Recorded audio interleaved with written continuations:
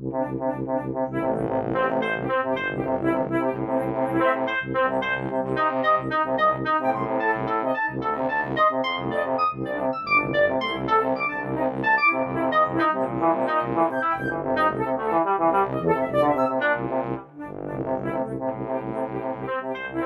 a todos una vez más, muy buenas noches, bienvenidos a este espacio de reflexión, a este podcast Nuestro Teatro, donde la compañía Peirón Teatro comparte un poco con ustedes las visiones que tiene de los sus procesos creativos y de las obras que tenemos en cartelera en este momento.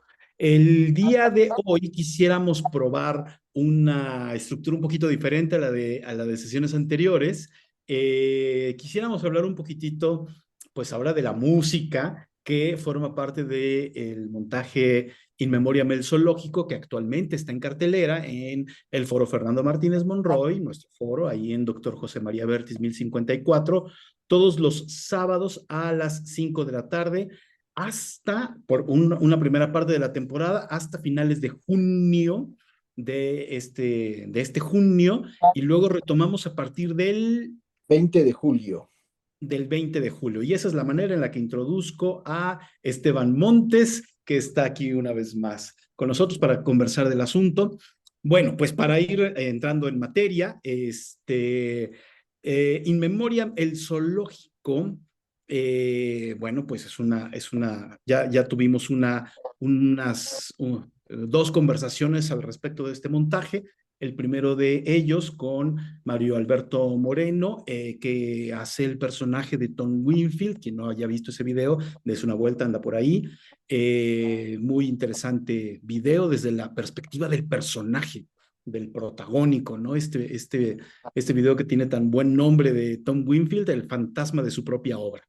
Y tuvimos también otra conversación con Esteban Montes, donde hablábamos un poco desde el punto de vista del análisis dramático que propone Fernando Martínez Monroy, cómo este análisis dramático él lo llevó a la adaptación del texto y cómo lo llevó a la propuesta de dirección, que es con la que Esteban Montes hizo el remontaje, que es el que tenemos actualmente en cartelera. Ese video también está muy interesante, ¿no? También échale un ojito. Ahí hablamos mucho de cómo este análisis dramático realmente es una herramienta para el teatro como tal, no es una herramienta literaria, es una herramienta de construcción teatral, y justamente para seguir ampliando en esta visión de lo que es la teoría dramática, quisimos hablar esta vez de la música, cómo es que la música se ha generado a partir de estas propuestas de análisis con las que estuvimos trabajando para este montaje. Entonces, Fernando Martínez Monroy tenía un concepto que es desde donde quisiéramos partir y para el cual está aquí Esteban acompañándome, que es el de el sistema tono-efecto del drama. Entonces, cedo la palabra a Esteban. Bueno, es uno de los temas más apasionantes de las clases de Fernando y fue lo que más al final desarrolló con más cuidado y detalle. O sea, fue como la parte que avanzó finalmente más. Entonces, bueno, resumiéndolo mucho, digamos que toda obra tiene una estructura que está planeada y pensada para generar un efecto. De hecho, lo que decía el maestro Fernando es que toda obra de teatro pues es un mecanismo complejo de estímulo-respuesta. Esto quiere decir que todo lo que ocurre en la obra está siendo pensado para generar específicamente una reacción del público. Y esta reacción es básicamente la idea, es decir, la reacción es la manifestación de la comprensión de la idea. Es decir, cada escena se busca que se entienda y ese entendimiento va a ocurrir no de manera intelectual de primera mano, sino de primera mano va a ser un entendimiento irracional. Entonces, esta manera de estructurar, Fernando hablaba de que una cosa es la estructura del drama y otra cosa es la trama, porque la gente se confunde mucho. El asunto es que la estructura está planteando tema y tono, es decir, es la suma ahora sí que de la forma y del efecto.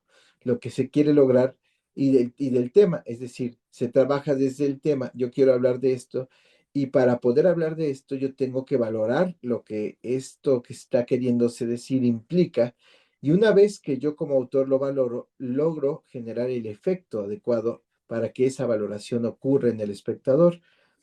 No es azarosa en ese sentido. La obra en ese sentido de teatro es perfecta porque está planeando con mucho cuidado y mucho detalle la reacción que el público va a tener. Hay muchas discusiones en la actualidad por la época posmoderna que nos ha tocado vivir, o sea, de esta época decadente, donde dicen, no, no, es que el público hace la obra, ¿no?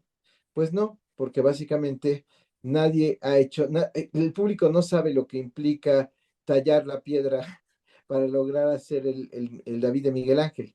Eso se vuelve un absurdo. Entonces, evidentemente estamos viendo algo que alguien hizo. Y bueno, esa es de las cosas que, bueno, se vuelven relativistas en extremo, ¿no? Entonces, yo me invento mi obra, entonces, pues importa que seas un comino quien hayas, que seas Shakespeare o que seas Perico de los Palotes, no hay para ellos talento, ¿no? Sino simplemente una reacción que ocurre de manera aleatoria y absurda, ¿no? Entonces, bueno, esa es como la teoría, como el relativismo, que es la teoría alguna parte de la teoría de la recepción. Pero bueno, finalmente el asunto con el teatro es que sí, efectivamente funciona porque todo está planeado. El efecto está planeado por el dramaturgo. Por eso es tan importante el análisis, porque básicamente el trabajo de análisis no es un trabajo para comprender intelectualmente la obra, no es un trabajo para hacer un ensayo, es un trabajo para, como dije yo, para aprender a valorar el efecto que el autor quiere lograr en el público. ¿Sí diga? A ver, exacto, voy a hacer una pequeña pregunta a manera de abogado del diablo. Sí. Entonces, desde este punto de vista, la forma en la que el público recibe la obra eh, tiene menos importancia que la forma en la que el creador la planteó. No, no dije eso. Ah, No. Lo que estoy diciendo es que básicamente el arte lo que va a lograr es generar una experiencia, pero esa experiencia que el público va a recibir es una experiencia clara, vital, espiritual y formalmente diseñada para que ocurra en las condiciones que el autor decidió que iban a ocurrir. Ese es el punto. Va a ocurrir una experiencia y esa experiencia, por supuesto, como el autor tiene la capacidad que tiene, es una experiencia transformadora, por eso son genios, ¿no? Entonces, básicamente, la maravilla del arte en general, digo, no solo del teatro, sino del arte en general, es que el autor pensó con toda claridad cómo generar ese efecto, generar las condiciones para que ese efecto ocurra. Lo otro, pensar que el espectador hace todo, pues entonces implicaría que no hay obra, ¿no? No habría una intención. Todo el asunto con la posmodernidad se refiere a la necesidad desesperada de evitar que haya intención en las cosas, porque es una época en la que básicamente es más cómodo jugar a ser víctimas y a que las cosas no tengan consecuencias. Entonces, si decimos que el espectador lo hizo, pues ya no hubo obra, ya no hubo intención. Si le explico es lo que se está borrando. Entonces, no, lo que hay es una intención muy clara de parte del autor, y lo que se vuelve maravilloso es cómo toda la puesta en escena sirve para recrear esa experiencia de manera que el público se lleve esa experiencia como se la tiene que llevar. ¿Qué es lo que pasa? Es misterioso el teatro porque pues a veces sale, a veces no sale y todas estas cuestiones. ujú, Lo misterioso, y en eso entramos a tu tema, ujú. que es el asunto, lo misterioso es que en el teatro malamente pensamos, malamente digo, que de alguna forma hay una cosa que es misteriosa y que ocurre mágicamente. Los, los, los músicos, evidentemente está toda la parte de interpretación y tal, evidentemente ese tema de la interpretación sigue siendo un gran misterio de todas formas para tanto para músicos como para actores, pero digamos que los músicos tienen una mayor precisión, porque hay una cuestión en el término de la nota y de la estructura que sí te pide un nivel de precisión muy grande. Es decir, si no suena la nota, si suena desafinada, la obra no funciona y es claro para todos. En el teatro pasa lo mismo, solo que no creemos que pasa así, pero en realidad sí pasa igual. La maestría de la gente de teatro consiste en alcanzar la precisión y esa precisión parece un misterio. No lo es. ¿En qué sentido? O sea, sí lo es porque evidentemente implica mucho trabajo, implica una gran conciencia, implica muchas cosas, pero no lo es en el sentido de que lo que el análisis nos ayuda para que eso no sea un misterio es a entender la dimensión de lo que está pasando en la obra. Si yo entiendo la dimensión, entiendo la emoción que genera, entiendo el golpe cómo se construye ese golpe que el público se lleva. Lo voy claramente observando y voy viendo cómo va en un proceso lógico que va creciendo. Para eso sirve el análisis. El sistema tono-efecto se refiere justamente a la organización precisa. Y ahí hablaba yo de la diferencia entre estructura y trama. Trama, decía Fernando hacia el final de su vida,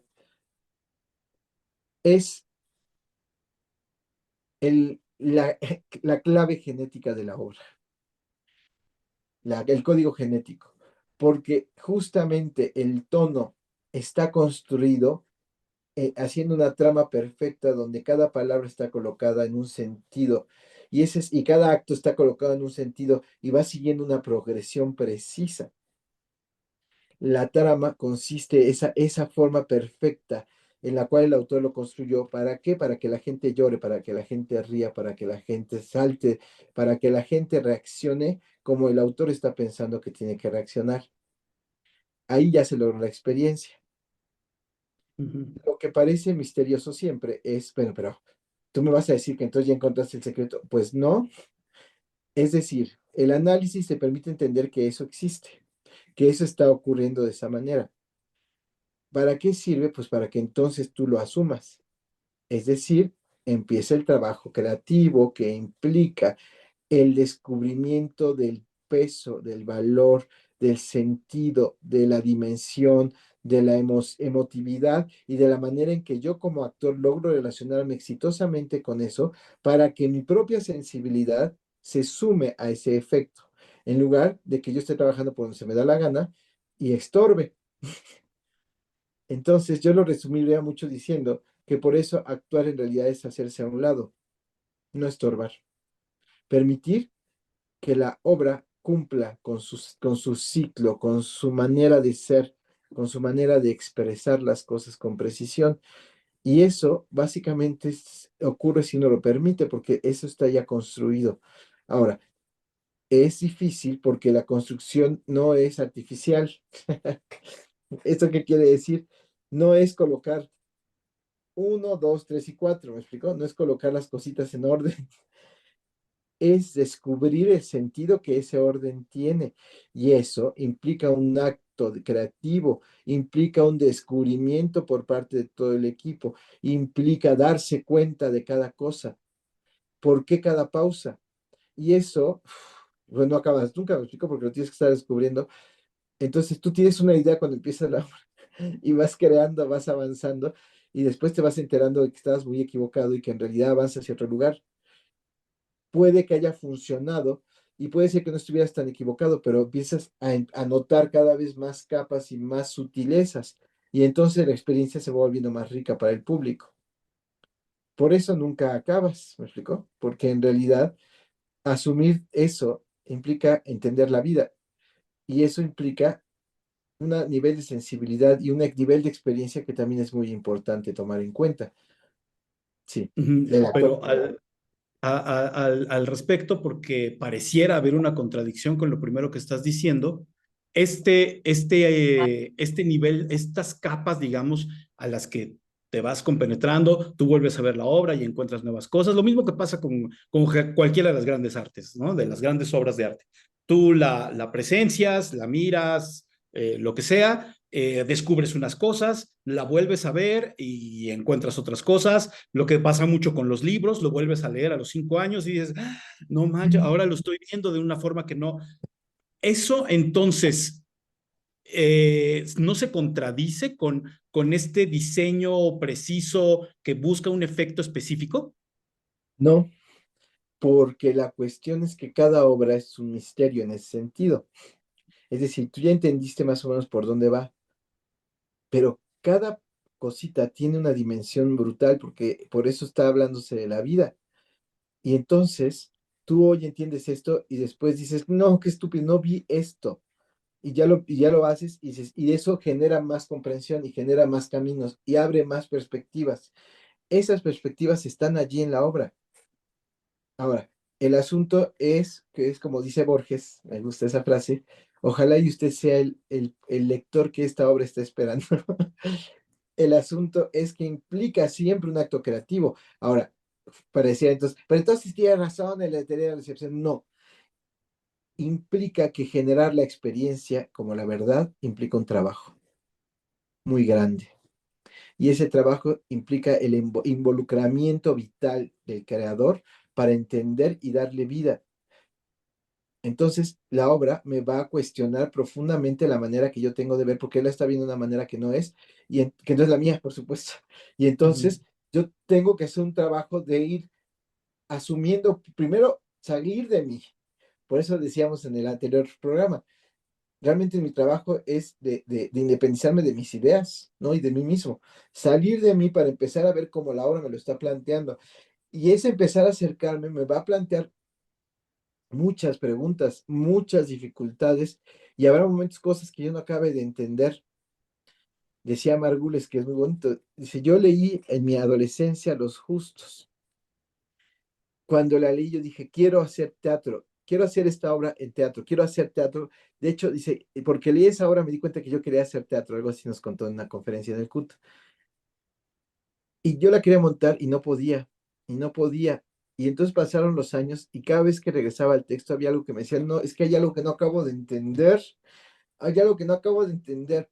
Vino la caída del muro, vino tal, vino el 1 de septiembre, las Torres Gemelas, y entonces entendió el nivel de violencia, el 11 de septiembre, perdón, sí, el nivel de violencia, esto y todo, y de repente dijo, ahí algo se me reveló.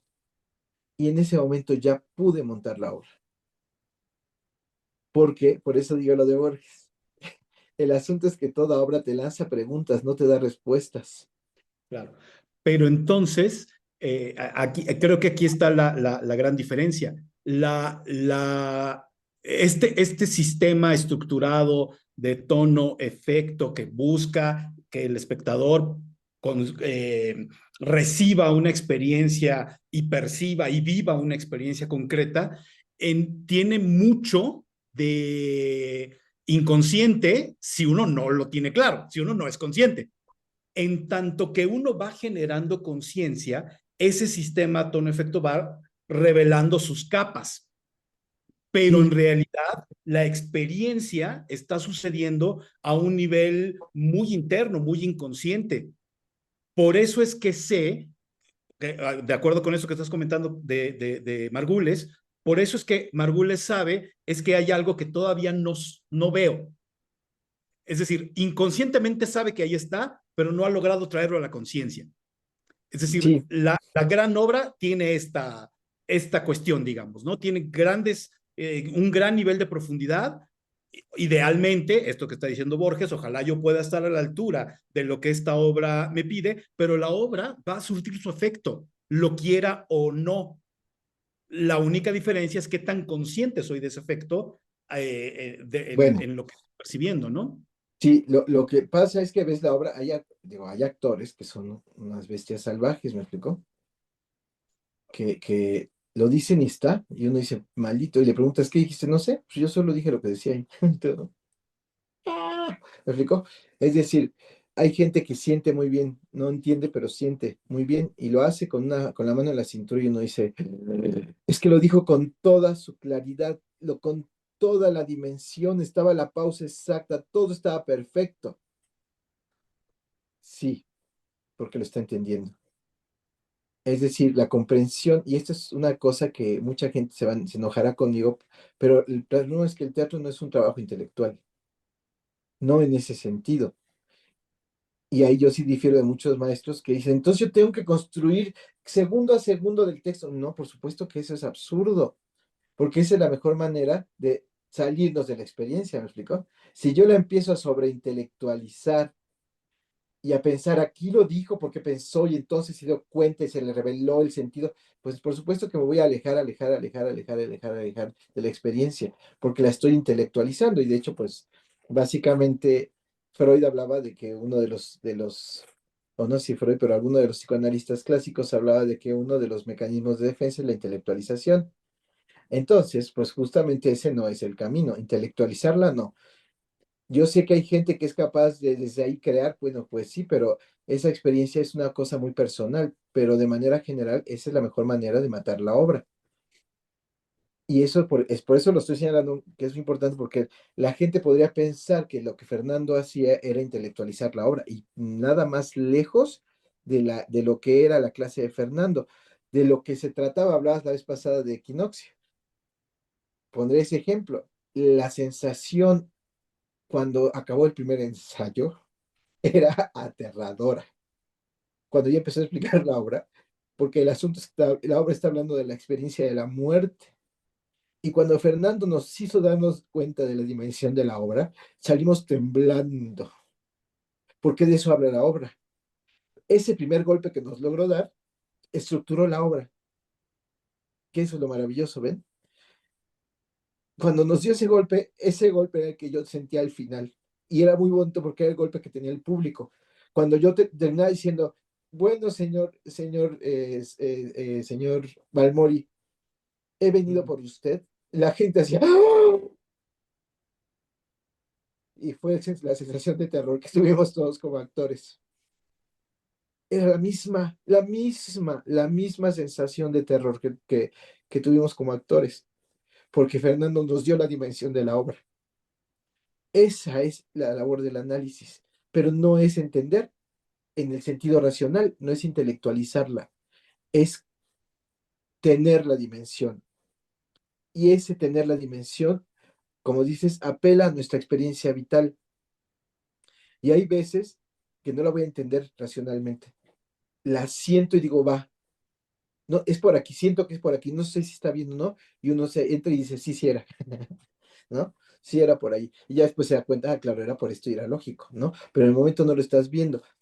Ahora, en ese sentido, eh, no es un trabajo de comprensión intelectual, como digo, y sí, hay veces que hay gente de teatro, gente que siente muy bien, que es capaz de tener una comprensión irracional casi perfecta, que no necesita ni siquiera entenderlo, me explico. La empieza a leer y uno dice, "Ay, ya está, ¿cómo puede? Ya está, solo lo está leyendo y ya está, maldito, maldita, ¿no, chico? ¿Por qué? Pues porque habíamos otros que no, que sí necesitamos de alguna forma tener la dimensión, pero eso cuesta trabajo, no es tan sencillo. ¿Por qué? Pues porque hay cosas que necesitamos elaborar. Entonces, el trabajo de análisis para elaborar eso. Ahorita estamos en un ensayo de una obra y fue muy bonito porque el primer monólogo de esa obra, no diré cuál, pero el primer monólogo empieza y parece otra vez que es como narrativo diciendo, ay, pues le pasa esto, me pasa esta relación con mujer, no sé qué, no sé qué. Vimos la segunda y estando ahí dijimos, pues es evidente, está encabronado, aterrorizado, furioso, porque viene la madre. Y me acordé de una cosa que le dije a una pareja, es que cada vez que llega tu madre yo desaparezco. Y esa es la sensación que el personaje tiene. Entonces no se está explicando, no está contando la historia, está aterrorizado diciendo, no le importo, por poner un ejemplo, pero eso lo vas descubriendo, ¿me explicó? Entonces, el trabajo es como de ir teniendo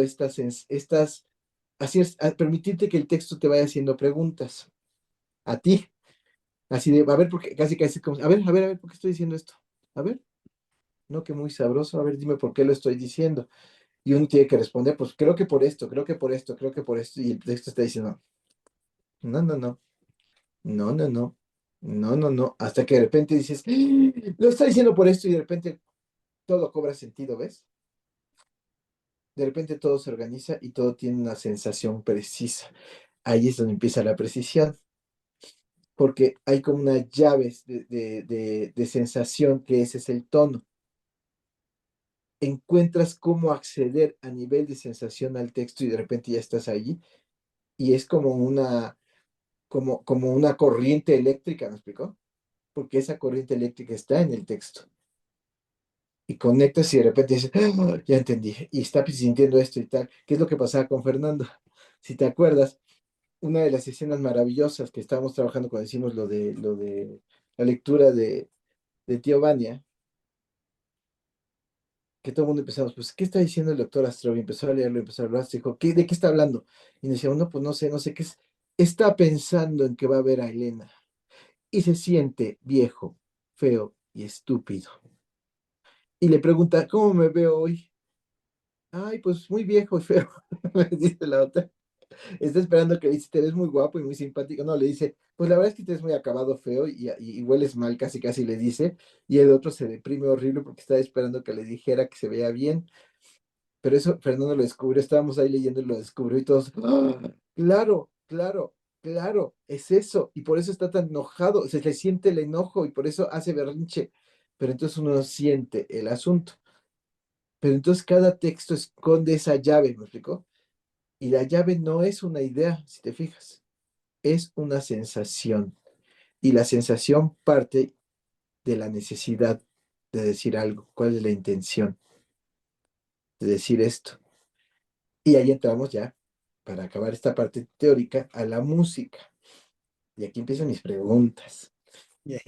Aquí volteamos los papeles, ¿verdad? Y aceptado los papeles. A ver, maestro, explíquenos. Ujú, Sí, me gusta mucho, voy a decir, lo que ha sido muy, muy interesante de trabajar con el maestro Rivera aquí presente, ujú, es que el maestro tiene una claridad brutal en término emocional. Es decir, lo voy a decir así, no, sí, lo voy a decir así. Lo que pasa es que él, cuando está sintiendo las cosas, y él cree que la está pensando, pero no la está pensando, las está sintiendo y siente muy bien. Y entonces lo que ha sido muy apasionante de trabajar con él, vuelvo a Equinoccio, por ejemplo, es que tuvo la sensación de la música de Equinoccio es una cosa que uno la oye y a uno le da como escalofrío. Tiene esta capacidad de sintetizar muy bien la intención y a nivel emocional, y eso es una gran virtud que un músico tiene, que también la maestra Luisa lo dijo, bueno, es que usted tiene suerte porque ha encontrado un músico que entiende de qué va la cosa, de qué va la acción. Y sí, entonces la música era como conmovedora, había algo como infantil en la música que tiene que ver con la vejez y que tiene que ver con la experiencia humana. Entonces, la cosa de la vejez es como regresar a la infancia. Y hay un ujú. punto en el que ese regresar a la infancia uno se topa con lo esencial, que tiene que ver con la sensación de desamparo y la esperanza de alguien que te salve o te ayude. Y la música tenía esa sensación y tenía por otro lado la estación de la muerte. Entonces el contraste era poderoso, porque eran las campanas, tin, tin, tin, tin, y había una cosa como tierna, insisto, como infantil, y al final llegaba esta otra parte que era muy, muy fuerte, y la estación de la muerte que estaba ahí muy presente en la pieza. Entonces lo pongo de ejemplo, al final en la edición pondré la música para que la escuchen.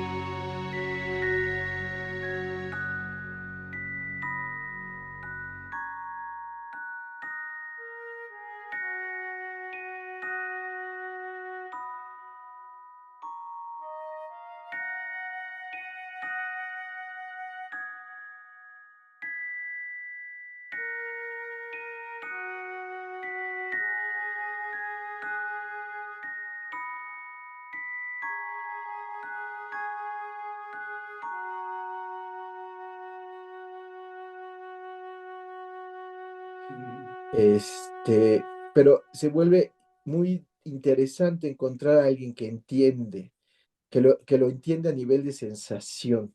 Y eso es algo difícil de encontrar y me parece que es algo que los músicos tienen.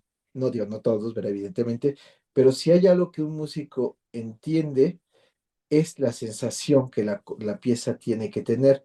Y bueno, específicamente el maestro Rivera, porque también cuando empezaba a explicar las canciones en el coro, por ejemplo, tiene una claridad tan grande de la experiencia que el autor quería proyectar que se volvía muy poderoso cuando salía bien la pieza, claro, cuando no salía pues no era nada poderoso, pero cuando la pieza salía se volvía poderoso porque había una imagen que el público se estaba llevando. Y yo creo que eso es lo que la música aporta. Decía Argen, ya para dejarlo hablar, maestro, hablando de la ópera, que la ópera es como un matrimonio bien avenido porque la música cumple con perfección con sus necesidades sin depender de nada más y la escena cumple con sus funciones sin depender de la música. Y que eso es lo que tiene que pasar, porque lo que tiene que haber en la escena es un diálogo. Sí, pero como en el amor, no se puede dialogar con gente dependiente y la música no puede depender de la acción. La música tiene que ser un discurso que viene a generar parte, una capa más de experiencia, pero no depende de la acción directamente. Es como una repercusión de la acción, por supuesto, todo tiene que ser repercusión de esa misma acción, pero dice un poco eso, como que la música se integra a todos los elementos y dialoga y establece, enriquece el diálogo que hay entre todos los elementos, pero no puede depender de los demás. Eso dice Argen. Pero bueno, ya se lo dejo a usted, maestro, y ahora sí responda, ¿cómo es? ¿Qué es? ¿Qué es componer música para teatro en su experiencia? Bueno, a mí quería hablar, quería que habláramos primero de esta cuestión del sistema tono-efecto que hablaba el maestro, porque me parece que desde ahí es de donde estamos pensando la música, estamos planteando la música. Eh, Efectivamente, las herramientas que tiene la música, ¿no? Que parecieran pocas, pero son profundamente eficaces, ¿no? La definición clásica de sonido, altura, duración, intensidad y timbre, ¿no? De los elementos de la música, melodía, armonía, ritmo, y matices. Estos elementos parecen ser muy pocos, pero son profundamente expresivos y sobre todo profundamente inconscientes, me parece. Y eso es lo que me parece que es muy valioso de tener esta herramienta de análisis dramático, porque a partir de allí es que se pueden integrar estos elementos. Me imagino algo así. No sé si es tan directamente parecido, pero vi hace poco el ejemplo y me lo quedé pensando y creo que es más o menos parecido. Es como estas cosas que hace la edición de cine, ¿no? Hay un ejemplo clásico de la cara del hombre con un gesto que por sí mismo parecería o poco expresivo o demasiado enigmático, pero se pone esa cara e inmediatamente después se pone un plato de comida y volvemos a la cara y decimos, ah, lo que tienes hambre, ¿no? O ponemos a una mujer y lo que pone es, ah, la desea, o lo que pone es otra cosa. Entonces, como que esta relación de elementos ayuda mucho a la integración que tiene la música en el teatro, eh, al menos pues, como la estamos trabajando en estas obras. En el caso de In Memoriam el zoológico, hay varios elementos, digamos, que forman parte de este análisis. El primero de ellos, lo que el propio autor dice, el propio Tennessee Williams pone en el primer monólogo de Tom, en la memoria todo parece acontecer con música. Eso explica el violín que se oye, ¿no? Así, sin más ni más. Eh, Primero entender por qué. ¿Qué podría estar queriendo decir Williams con esto? ¿Por qué escoge un violín y no una trompeta o un clarinete o timbales, ¿no? O la orquesta pudo haber dicho, eso quiere decir la orquesta que está sonando, ¿no? La sensación que yo tengo al respecto es que Williams escoge un violín como la representación de cierta tensión, de cierta nostalgia, pero también de mucha soledad.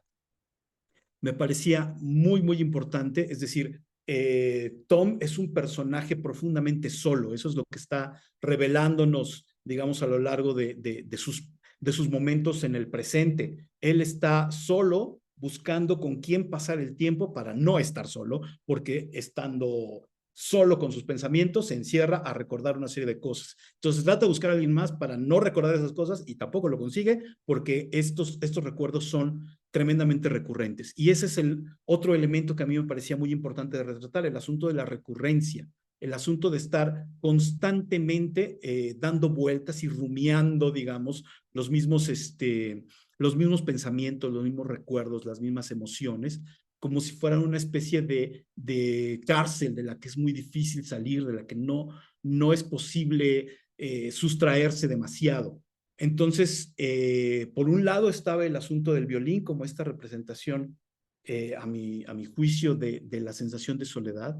El sonido de la cuerda de violín en el registro más agudo, al menos por como pensé que lo usara el violinista, implicaba un poquito de tensión.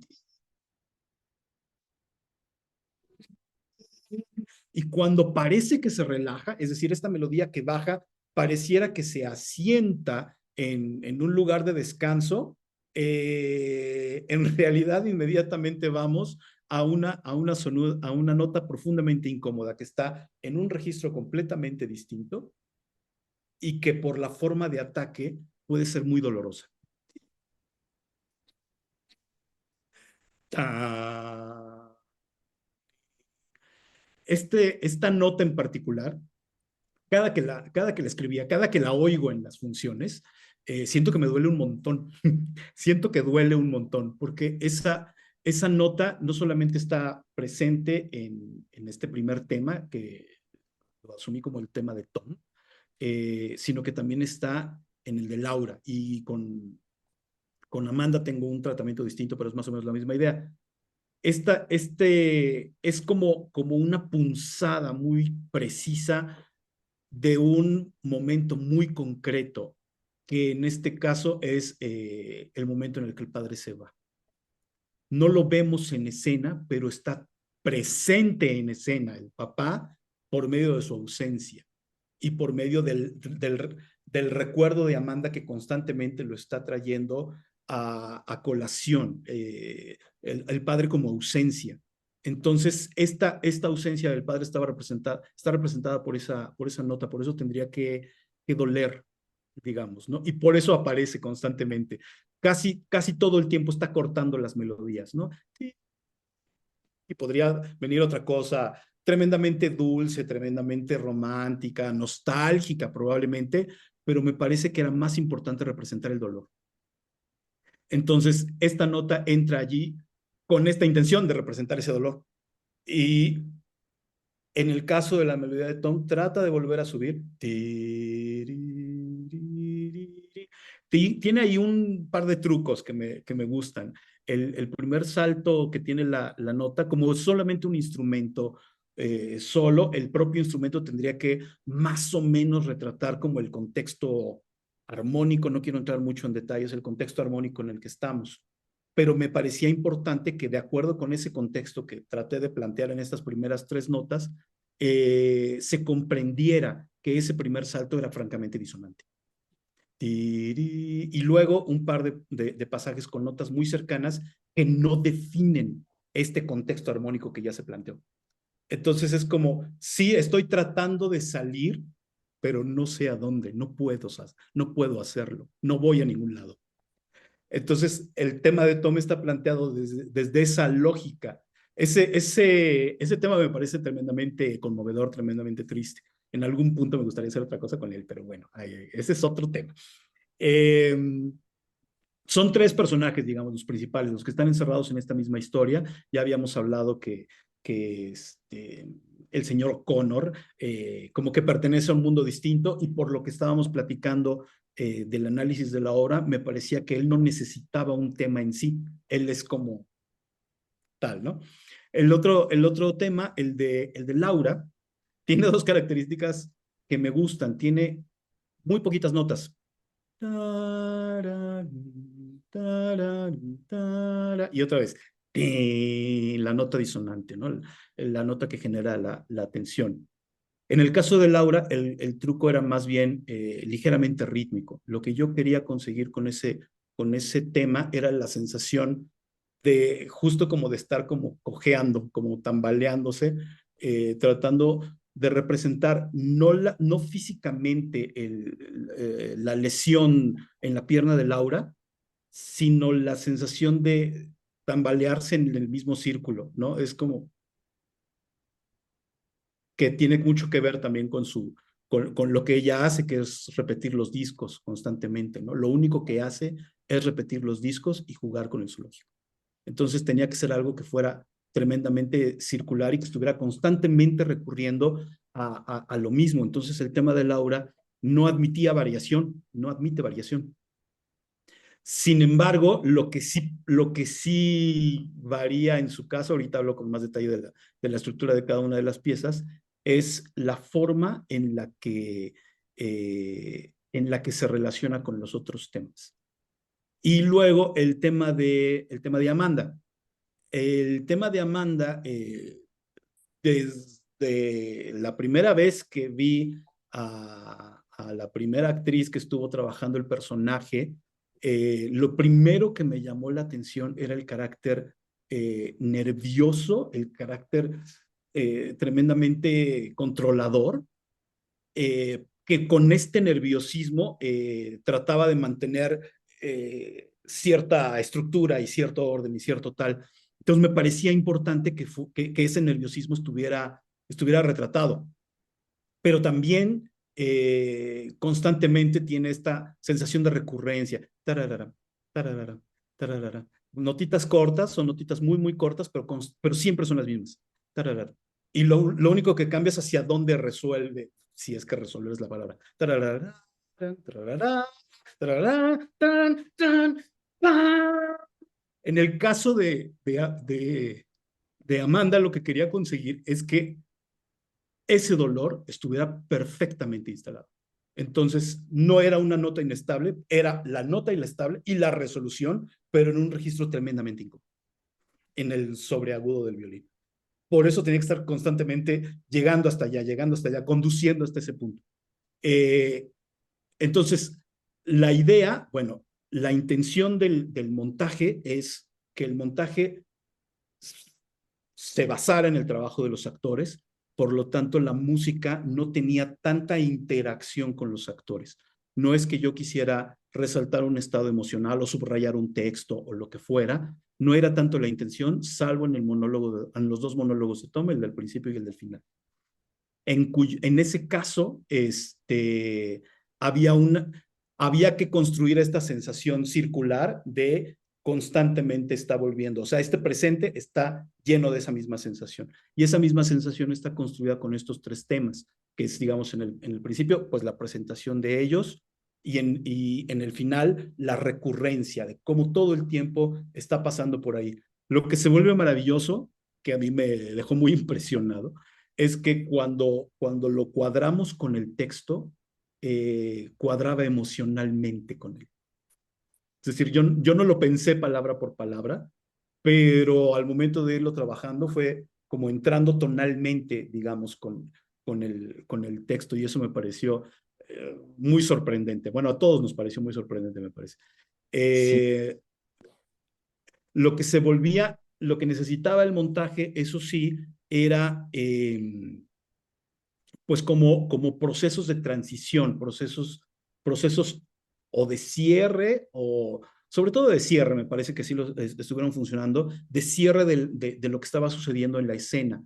Este cierre, ya sea por el tipo de emoción que se generó en la escena, puede ser como prolongarlo un poquitito por medio de la música en lo que sucedía el cambio de escena, o comentarlo un poco. Entonces, en ese sentido es donde la interacción entre los tres temas se volvió importante. No variábamos de temas, los temas son los mismos. Lo que puede variar ligeramente es la presentación de estos temas dependiendo lo que está sucediendo en la escena. Eh, ahí es donde decía que el tema de Laura podía variar un poquitito, porque a veces el conflicto está tan basado entre lo que está pasando entre Amanda y Tom, que Laura queda ahí en medio, así como apretada. Entonces, no aparece todo el tema, nada más aparece una vez, así como todo chueco ahí, apenas, mientras que los otros dos temas se vuelven fundamentales y tremendamente poderosos en su diferencia, en su choque. Y en cambio, el momento en el que el tema de Laura, digamos, se vuelve muy importante hacia el final de la obra, digamos, la penúltima intervención del violín y una escena en particular que termina Laura hablando de sí misma. Ahí sí tiene un poquito más de desarrollo el tema con la misma lógica de Tom. Trata de salir hacia algún lado, trata de conducir musicalmente hacia un cierto, hacia una cierta estabilidad, pero lo hace de manera muy errática. Entonces no existe en realidad esa estabilidad. Se desdibuja a lo largo de todo ese movimiento. Ah, me maravilla mucho la explicación. Lo que es muy interesante justo es la acción, ¿no? En la música, porque justo lo que estás traduciendo es la acción de la obra y el carácter. Entonces, evidentemente, bueno, siendo una obra realista, pues lo que está guiando es la acción, lo que está guiando la acción es el carácter de los personajes. Y lo que me parece maravilloso es cómo esto repercute también en la manera en que estás concibiendo la música, porque es lógico, ¿no? Es una cuestión tremendamente lógica en relación a cómo está funcionando la obra. Y lo otro que me parece maravilloso es esta cuestión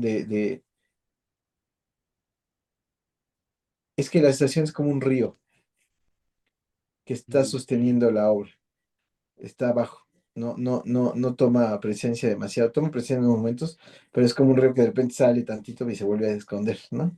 ujú. Y se vuelve interesante pensándolo en términos de carácter, porque es como la voz que no está dicha ahí, ¿no? Exacto. Lo que Ujú, no se dice, lo que no se puede decir, lo que los personajes no pueden resolver. Y entonces se vuelve la vida emocional un poco de la vida interior emocional de los personajes en la puesta.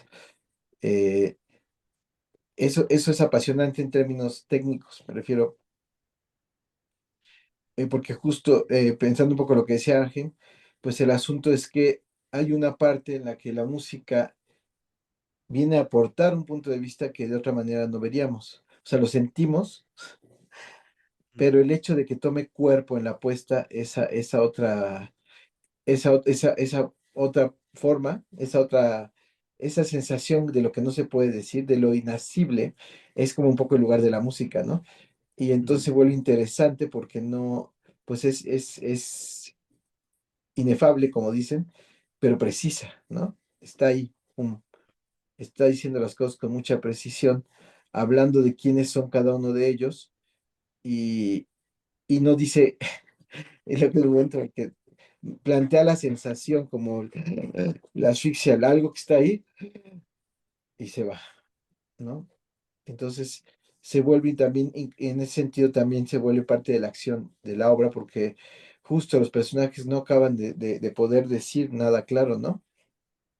claro, El último momento, y digo, en relación, por ejemplo, a Amanda, que Amanda no soporta que le digan las cosas claras y de frente, se pone muy mal cada vez que se las dicen. Entonces se vuelve interesante que justo la música haga esta acción, ¿no? Que es como buscar de alguna forma solventar algo y no, y lo que se queda es la estación como de más angustia, ¿no? Porque es más angustiante todavía si tratas de decir algo y no puedes decirlo y te quedas más cargado, ¿no? Y es la sensación que creo que la música está teniendo en el montaje. Y se vuelve también muy interesante, otra vez volviendo al sistema tono-efecto, Ujú, porque la obra, la gente tiene muchos prejuicios con respecto a la tragedia, ¿no? Es decir, piensan que si es trágico tiene que ser aburrido, tiene que ser denso, pesado y e insoportable prácticamente. Y no, de hecho, lo más maravilloso de la tragedia es que es de las obras más vitales que podemos encontrar, de las obras más angustiantemente humanas que podemos encontrar. Y las sensaciones que presentan son sensaciones que todos absolutamente reconocemos. Que no lleguemos al nivel de los personajes no quiere decir que no las vivamos, ¿no? Ahora, difícilmente las sostenemos tanto tiempo y de esa manera, ¿no? Y si alguien las sostiene tanto tiempo de esa manera, pues efectivamente es un trágico, ¿no? ujú. Aunque no lo digamos así, pero lo es, está viviendo de esa manera. Y uno conoce gente, ¿no? Que se vuelve un poco terrible. Pero fuera de esas personalidades extraordinarias, excepcionales, afortunadamente excepcionales, el resto de la humanidad lo conoce, pero no lo vive hasta ese nivel. Y entonces creo que el punto de la música nos ayuda a ingresar en esta dimensión de la experiencia humana que se vuelve de alguna forma imposible, ¿no? Es como estar en el límite en donde no hay forma de sobrevivir, ¿no? Y la sensación de la música es un poco eso, estar como en el límite de, ya, o sea, se va, pues no hay salidas, ¿no? Es como y se vuelve interesante en ese sentido. Entonces, lo que se vuelve muy bonito también es que la música está aportando estas sensaciones y el montaje, por otro lado, tiene momentos muy terribles, sí, efectivamente, momentos genera mucha angustia, pero tiene otros momentos muy divertidos y ese contraste me encanta, ¿no? Porque el público está atacado de risa y de repente otra vez viene la música a decirnos, no, no, esto no es agradable, chicos, ¿no? Amigos, esto no está bien, ¿no? Porque no se está resolviendo nada. Digamos que lo que es muy triste es que los momentos alegres es porque se están engañando. Claro. Y eso hace que se señale más todavía el engaño. Sí, sí. Sí, lo que hablábamos, ¿no? En el video este en el que hablábamos del análisis, que hablábamos de la tragedia cotidiana, ¿no? La sensación en la que todo lo que sucede en esta obra son escenas tremendamente comunes, tremendamente cotidianas, de convivencia de lo más normal en muchas casas, en muchas familias, y que sin embargo subyace por debajo, la imagen esta que dices, ¿no? Como un río que corre por debajo está como este sustrato emocional. Hay una cosa que pasa mucho con la música, por eso hablaba como de esta comparación con el efecto del cine. Hay muchos músicos, hay mucha tendencia en música de hablar de que la música no puede ser interpretada eh, de la misma manera de la que puede ser interpretado a lo mejor un texto dramático, que no tiene una linealidad Mm, dramática significativa, sí, una sí. linealidad de significado, más bien, no dramática, una linealidad de significado inequívoca, ¿no? Que sea comunicable, ¿no? Incluso ya no se habla tanto como de la música como el lenguaje universal, porque en realidad no hay ningún lenguaje y no hay ninguna universalidad. Entonces, más bien lo que hay es como esta generación de sentido al interno de sí misma. Y en el caso de esta música de teatro, ese sentido interno lo da su correlación con el teatro. Probablemente, si hiciéramos un concierto de los fragmentos, de las piezas, probablemente no se percibiría del mismo modo. Sin embargo, y aun cuando viéndolo en la obra, no entiendo, claro, esto seguramente representa un personaje, esto al otro y esto al otro, porque no hay una presentación como en la sonata, ¿no? Así de, este es el tema uno, este es el tema dos, y ahora vamos a ponerlos a relacionarse. No hay esa relación, pero sí hay dentro de la lógica, como lo estás diciendo, dentro de la lógica del universo que se está planteando, tiene todo el sentido.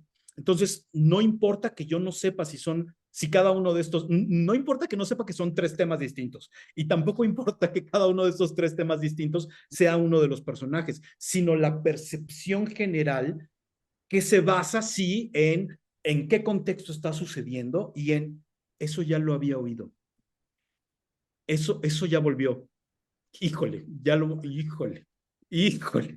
Y entonces en esa recurrencia es que poco a poco va revelando su propio sentido, pero no es que tenga un sentido tan ine, unívoco en sí mismo, ¿no? Como probablemente podría tenerlo el personaje, pero sí se complementa y genera y abona y forma parte de este tono efecto. Yo creo que, digamos, nada es nada es unívoco, ¿no? En realidad en el teatro. Ujú. Digo, si fuera unívoco sería muy simple, pero no lo es. Pero yo creo que lo que se vuelve interesante justo es que pasa lo mismo con la escenografía, pues, ¿no? El asunto es que la escenografía no es un arte visual, es un arte dramático. Es decir, todo lo que ocurre en el espacio, en términos del espacio teatral, en términos de espacio y de color, de luz y todo eso, está formando parte de la acción. Y lo mismo pasa con la música. La música en este caso se suma como un elemento dramático más. En ese sentido, es un elemento dramático poderoso porque no, digamos, la gran virtud que yo veo, pues en pocas palabras, para decir, eso es lo que yo creo. Y la gran virtud que noto es que justamente estás entendiendo la parte dramática de la obra y estás permitiendo que esa parte dramática transforme, le dé sentido a la música. La Ujú. construyes a partir de esa estructura dramática, vamos a decirlo así, de este carácter, de esta serie de cuestiones, y lo estás construyendo no en el sentido dramático, que se vuelve muy interesante. ¿En qué sentido? No en el sentido de sustituir o acompañar o, como decía, subrayar tal, sino justamente en el sentido de la acción, que eso es lo que se vuelve interesante. ¿Cuál es el sentido de la acción? Pues la acción tiene ecos, tiene reverberaciones, tiene sensaciones. Entonces se vuelve un momento que en un momento acaba la escena y viene la música y uno dice, ay, sí, y en otros momentos entra con él, ¿no? Dialoga con él, que son los del monólogo. Pero digamos que en ese sentido, me parece que un poco lo que decía la maestra Luisa de la virtud consiste justamente en el hecho de que todo el equipo tiene que entender cuál es la dinámica de lo dramático. Y eso es lo que creo que me parece una virtud muy grande en ti como músico, ¿no? Porque básicamente me parece que no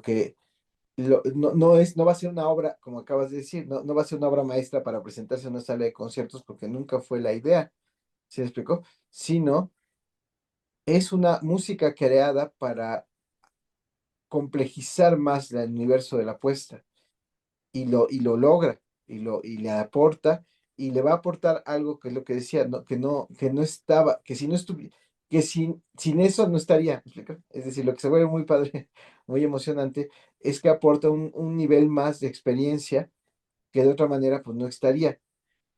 ¿Qué pasaría si quitamos la música? Pues la obra funciona, pero habría un nivel de experiencia que no ocurriría y que hace que la apuesta se vuelva maravillosa. Es un poco lo que un músico, un maestro mío de música decía, bueno, no, es que esta película, la de las horas, es maravillosa, es perfecta, porque la música le da estructura a la película.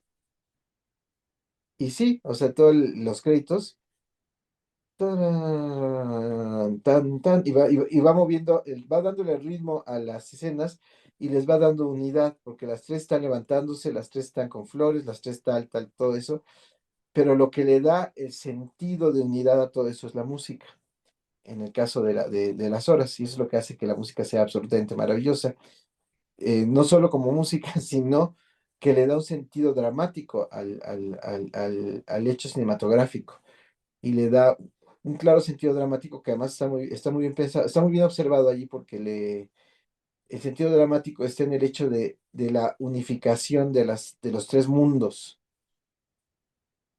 que sintetiza muy bien el sentido de la novela. Digamos que yo creo que el autor de la novela no tenía tanta claridad del sentido dramático de lo que estaba presentando, y bueno, pues el dramaturgo y el director, junto con el músico en la película, lograron darle sentido y lo lograron unificándolos a partir de la música. Aquí en el caso de lo que tú haces pasa un poco algo semejante porque, por eso digo que es como una especie de río que empieza muy bien y que está sostenido temáticamente por lo que dice Williams, que es lo que se ve muy bonito, porque todo es un recuerdo y en el recuerdo todo ocurre con música, solo que es una música angustiante. Y entonces lo que estamos oyendo son los recuerdos, el sonido que los recuerdos tienen. ¿Qué quiere decir eso? La valoración que él está dando al recuerdo. Entonces la música nos da esa sensación y funciona muy bien porque le han dicho a Mario que, bueno, está actuando muy bien, pero le han dicho, es que me sorprende mucho porque uno sí siente que el personaje, son dos personajes claramente diferenciados, el del presente y el del pasado. Y creo que la música ayuda muchísimo justamente a crear estos dos mundos, porque la música está hablando desde el presente. Es decir, la música suena desde el momento, desde el recuerdo de él, y es la valoración que él está teniendo de todos los personajes, y es el dolor que lo está atormentando. Entonces, es muy bonito eso porque básicamente se convierte en el conflicto dramático esencial de la obra. Lo está señalando, lo está subrayando, que la gente luego no entiende, porque la gente, "Ay, entonces está el narrador". No, no, no es un narrador. Él es la estructura de la obra. Él contando eso nos está hablando desde quién es él y lo que está pasando. Y él es el que le da el sentido trágico. Y la música es muy bonita porque nos da esa sensación. Entonces, es una música que aparece como, de alguna forma, curiosamente nostálgica, pero especialmente triste y dolorosa. Y es la valoración que él está dando a su vida y la sensación de asfixia y la sensación de que no hay salida y y la recurrencia, como dices, y es algo que va a estar ahí y que cada noche va a estar sonando y que está en su cabeza, que además es bonito estilísticamente hablando. Aquí no lo dice, pero es un tema, es algo que le gusta a Williams, curiosamente, porque, o sea, decir esto de la música sonando en la cabeza de la gente es algo que a Williams le gusta, porque aquí no lo dicen tanto. Bueno, lo dice con ese comentario, en la cabeza todo suena con música, ahí lo está diciendo, pero lo vemos en el tranvía muy claramente, ¿no? El asunto es que cada vez que recuerda al marido y recuerda el asesinato, el suicidio del marido, empieza a oír la varsoviana, y la varsoviana se va cuando se oye el balazo, y entonces ya se va la varsoviana. Pero esa sensación de está ahí, esta como sensación de presentimiento, y me parece que eso tiene la música, hay una sensación como de presentimiento, como de, ay, Dios mío, algo va a pasar, algo va a pasar, que es lo que decías, como le estaba explicando técnicamente, pues no, no resuelve, no, pues no, no se resuelve la angustia. Eso es lo lamentable y terrible de la angustia. Entonces, fíjate, pues creo que funciona muy bien por eso. Ahora, lo bonito es que todo esto ustedes dirán, bueno, pero lo hablaron meses. Pues no, no lo hablamos. ¿Por qué no lo hablamos? Pues porque básicamente hay un punto en el que es lo que empecé diciendo. El asunto es que Rafael entiende muy bien el asunto. Y lo que es muy bonito es que entiende más de lo que él se da cuenta que está entendiendo. Entonces hay que confiar en él plenamente y dejarlo. Hazlo. Y ya cuando llega el resultado, de repente uno ya se puede analizarlo y dice, oye, güey, pues sí está muy bien, ¿no? Está entendiéndolo muy bien. Y eso es lo que se vuelve maravilloso del teatro, porque cada parte del equipo, y quiero señalarlo en ese momento porque es fundamental, cada parte del equipo tiene que aportar algo creativamente que va a ser fundamental. Y lo que decía Ángel me parece también fundamental. cada quien tiene que aportar con total independencia, en el sentido de no jugar a que yo dependo de lo que el otro haga. Por supuesto que actualmente hablando tenemos que escuchar, eso es así, ¿no? Pero me refiero a que hay un punto en el que cada quien tiene que tener su mundo absolutamente creado para poder funcionar en acción. Y es lo que hace que el engranaje funcione.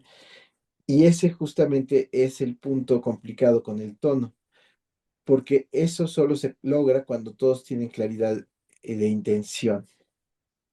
Y esa claridad de intención es difícil de lograr. eh, como, es decir, eso es lo que como creadores, nosotros, bueno, vamos aquí en la compañía Peiro Teatro, esa claridad es la que buscamos siempre. Es difícil de lograr, pero hay un punto en el que la disciplina te lleva a eso, en el sentido de esto que pasa. Es decir, hay una parte en la que yo necesito explicarle a Rafael 50,000 cosas para que las entienda y seguramente se las explicaría, no le saldría tan bien porque le estoy matando la creatividad si se lo empiezo a explicar. Pero hay un punto en que se vuelve un entrenamiento y una sensibilidad para que las cosas fluyan. Decían ahí, estábamos en una película, estaba viendo una película de cómo filmaron una película de Berman, y entonces había una actriz que acaba de llegar, que querían trabajar, todos querían trabajar con ella, y cuando llegó, pues evidentemente no tenían ni la más remota idea y no sabían cómo trabajar con ella, y ella llegó a pelearse prácticamente y a decir, no me gusta, no, esto, no, esto, no, esto, ¿quién dijo esto? Eso es estúpido, esto no. Cuando ella estaba acostumbrada a trabajar así, ¿no? Es decir, a ver, planteame. Ah, sí, maravilloso. Adiós. Muy bien, sigamos a lo que sigue. Y no se platica más. ¿Por qué? ¿Por qué no se platica más? Porque hay una cuestión de claridad en términos tonales. Claro. Habría que precisar en todo caso que, digamos, esta identificación al interno que tenemos, pues tiene que ver con 27 años de materiales comunes, ¿no? Concretamente, más de 10 15 años, no sé cuánto nos habremos echado juntos en clases de Fernando, ¿no? En clases de análisis dramático, en comprender un poco la forma de pensamiento, en crear este lenguaje común y bueno, por supuesto, un sinfín de conversaciones que tuvimos tú y yo a lo largo de toda nuestra vida, desde diferentes puntos de vista estéticos, creativos, éticos, etcétera. O sea, hay un trabajo, digamos, de compañía que es lo que ha vuelto en este momento mucho más fácil o que vuelve mucho más fácil, mucho más claro este tipo de colaboraciones, ¿no? Que yo también siento que tienen mucho de preciso, digamos, ¿no? Mucho ok, ya sabemos qué estamos buscando, ya sabemos por dónde lo vamos a buscar, vámonos, ¿no? Sí, yo diría eso, justo. Aparte del tiempo, lo que hay es la formación. Uh -huh. Y lo que sí es muy importante decir es que tratar que la gente entienda que finalmente lo que Fernando hizo fue formarnos en la búsqueda de esa precisión.